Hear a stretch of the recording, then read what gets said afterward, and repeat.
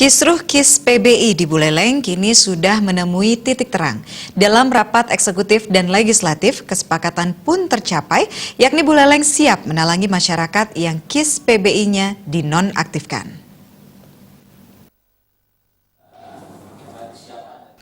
Kepesertaan Jaminan Kesehatan Nasional Kartu Indonesia Sehat yang merupakan penerima bantuan iuran atau PBI di Kabupaten Buleleng segera diaktifkan.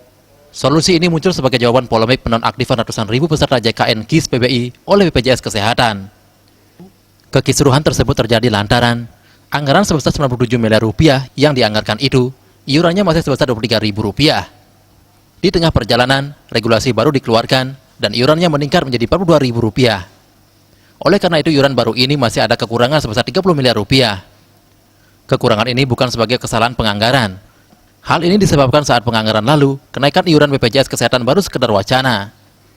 Sebagai solusi, peserta yang sempat terblokir akan diaktifkan kembali selama 7 bulan ke depan, menyesuaikan dengan anggaran sebesar 97 miliar rupiah yang sudah terpasang.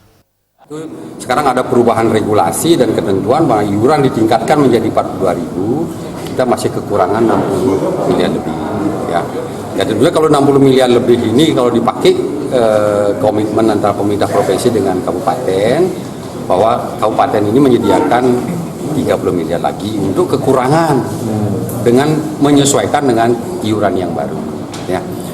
Jadi memang kemarin diambil langkah-langkah karena memang dari hasil evaluasi kita banyak sekali masyarakat yang masih terdata itu sudah meninggal dunia, ada yang pindah alamat, tidak terdaftar di Dukcapil, tidak terdaftar di data terpadu.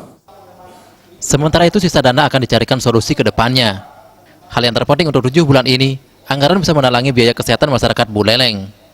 Pemkab Buleleng juga diharapkan segera berkoordinasi dengan BPJS Kesehatan Buleleng agar kisruh ini bisa segera diatasi.